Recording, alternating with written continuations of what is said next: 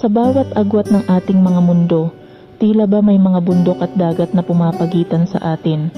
Luzon at Mindanao, dalawang piraso ng iisang bansa, ngunit sa pagitan ay tila walang hanggang distansya. Subalit ang pagmamahal ay hindi nasusukat sa layo.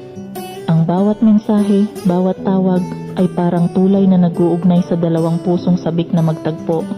Sa kabila ng mga takot at pangamba, may pag-asang bumabalot sa ating mga pangako. Dahil kahit gaano kalayo, hindi kayang tibagin ng distansya ang pagmamahal na umaabot sa hangganan ng langit at lupa. Ngayon, humaharap tayo sa agwat, ngunit patuloy pa ring lumalaban. Sa bawat patak ng oras at bawat isla na naghahati sa atin, ipinaglalaban natin ang pagmamahal na walang hangganan.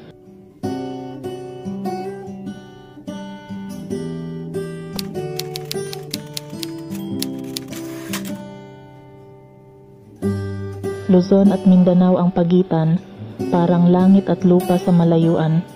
Ngunit kahit gaano kalayo, naririnig ko pa rin ang tibok ng puso mo. Bawat mensahe mo, parang hangin, umaabot kahit gaano kahirap abutin. Sa bawat pagtawag, tinutunaw ng boses mo ang distansyang nagpapalayo sayo't sakin.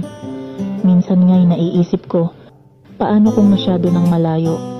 Paano kung ang dagat na humahati ay maging pader na hindi natin kayang basagin? Pero sa bawat takot, sa bawat duda, naalala ko ang mga pangako mo.